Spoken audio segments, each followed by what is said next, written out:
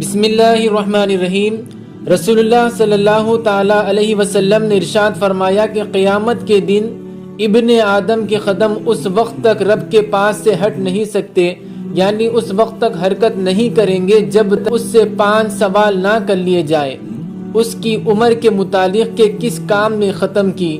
اس کی جوانی کے متعلق کہ کس کام میں ختم کی، اس کے مال کے متعلق کہ کہاں سے کمایا اور کہاں خرچ کی، اور جتنا علم تھا اس پر کتنا عمل کیا۔ اور ایک اور حدیث میں حضور صلی اللہ تعالیٰ علیہ وسلم ارشاد فرماتے ہیں کہ 3 باتیں جس شخص میں ہوگی، اللہ تعالیٰ قیامت کے دن اس کا حساب بہت ہی آسان طریقے سے لے گا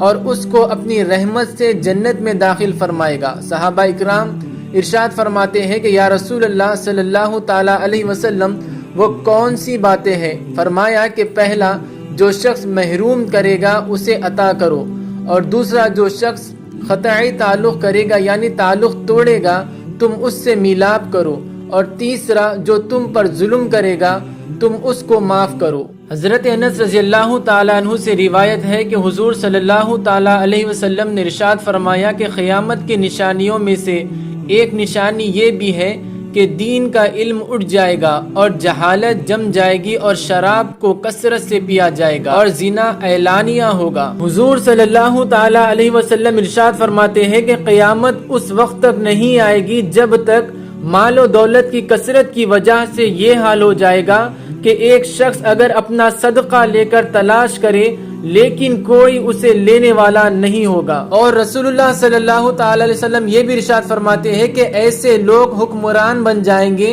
جو نااہل ہوں گے اور جاہل ہوں گے اور حق کی مخالفت کریں گے۔ حضرت ابو ہریرہ رضی اللہ تعالی عنہ سے روایت ہے کہ حضور نبی اکرم صلی اللہ تعالی علیہ وسلم ارشاد فرماتے ہیں کہ قیامت کے دن اللہ تعالیٰ قیامت کے دن فرمائے گا کہ میری عظمت کے خاطر ایک دوسرے سے محبت کرنے والے آج کہاں ہیں؟